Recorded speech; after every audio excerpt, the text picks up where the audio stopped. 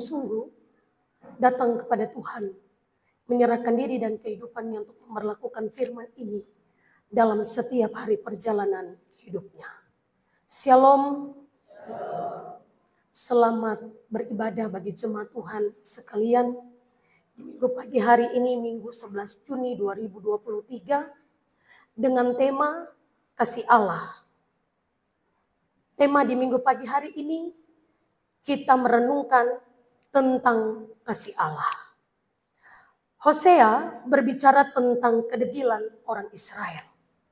Ayat 1-7. Itu Hosea berbicara dan menekankan tentang kedegilan hati orang Israel. Orang Israel merasa aman ketika hidup jauh dari Allah. Mereka betah membelakangi Allah dan menyembah Baal yang adalah dewa kesuburan. Mereka tidak lagi memuliakan Allah, berhenti meninggikan dan memasyurkan nama Allah. Ini adalah bukti dari kedegilan bangsa Israel. Mereka degil hati, sudah tidak peduli.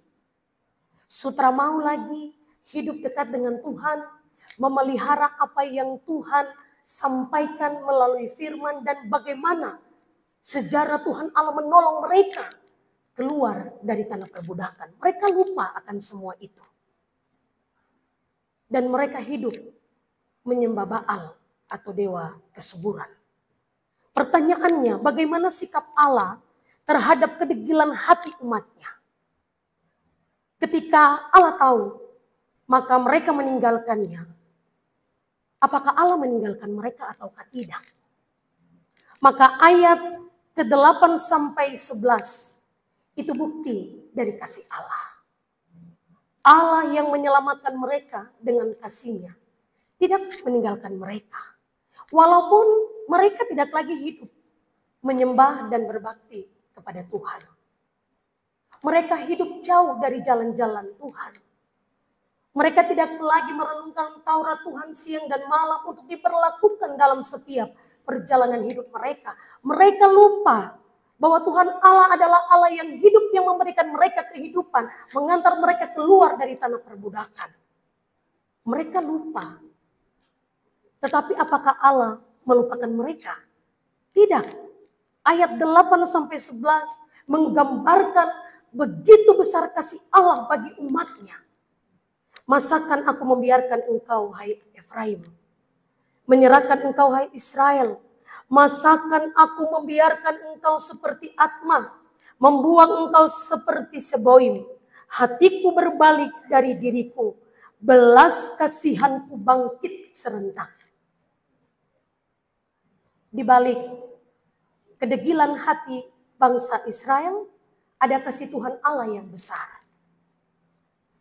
Ketika mereka hidup membelakangi Tuhan Allah, Allah selalu berjalan di depan mereka untuk menuntun setiap langkah hidup mereka. Jemaat Tuhan, kita pun terkadang degil hati seperti bangsa Israel.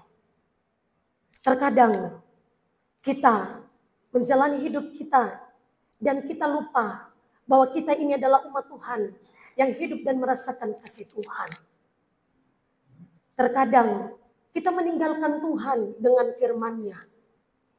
Kita tidak rajin dan setia untuk membaca dan merenungkan kebenaran firman Tuhan dan kita pegang firman itu dalam hidup ini.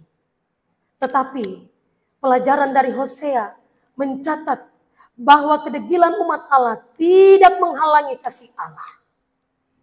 Kasih Allah itu 100% kita rasakan. Tidak akan kurang. Kita tidak mengasihi Allah, tapi Allah selalu mengasihi kita. Mungkin kita hidup, kita bisa melupakan jalan-jalan Tuhan dan pengajarannya. Tapi Tuhan tidak bisa lupa saya dan Bapak Ibu jemaat. Karena kasih-Nya yang hebat atas diri kita. Dan itulah sifat Allah yang mutlak.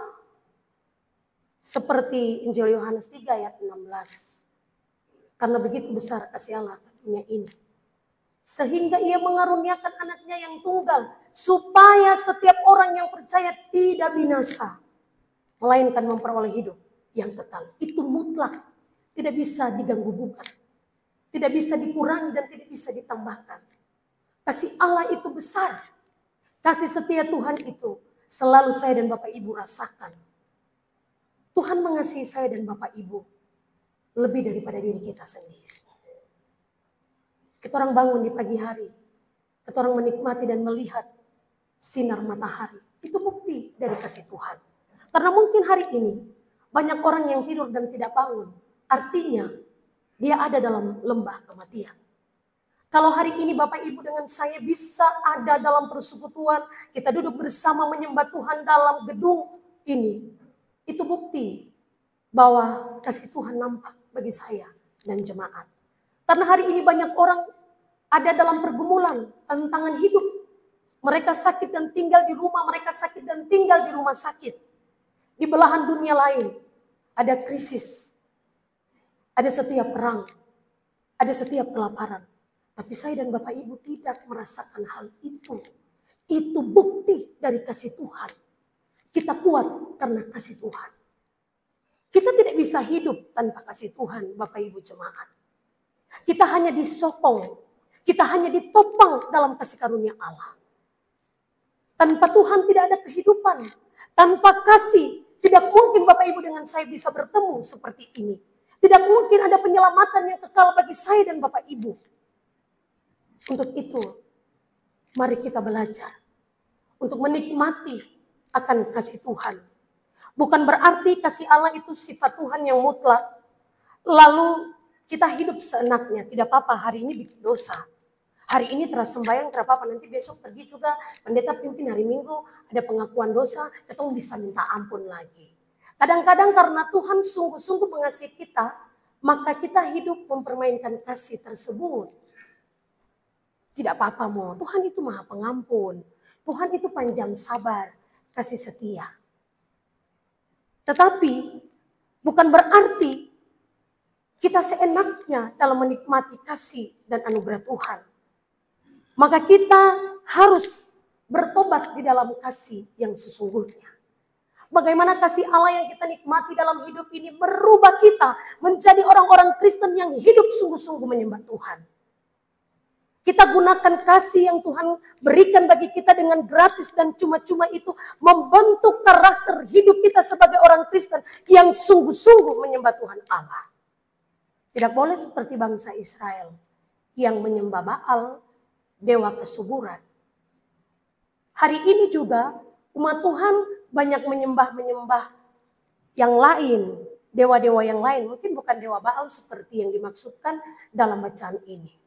Tetapi pendeta memberikan contoh. Ketika datang ke gereja hari ini, orang lebih suka bawa handphone. Kesadaran untuk membawa Alkitab itu susah. Tidak apa-apa mau kita bawa handphone saja. Di dalam handphone juga ada aplikasi Alkitab. Itu bukti bahwa kita sudah keluar dari penyembahan kita yang sebenarnya kepada Tuhan. Hari ini mau pergi ke bandara untuk berangkat, kalau kita lupa dompet dengan handphone, pasti kita pulang balik bawah. Kita mau berangkat, mau ke Bandara Sentani, dari sini mungkin baru mau lewat jalan belakang, lupa untuk pegang dompet dengan handphone, pasti kita balik untuk bawah. Tidak mungkin tidak. Tapi ketika keluar tidak berdoa, jalan terus tidak apa-apa, tidak mungkin pulang kembali untuk berdoa. Itu bukti bahwa kita sudah keluar dari penyembahan kita kepada Tuhan Allah yang sesungguhnya. Itu contoh-contoh kecil.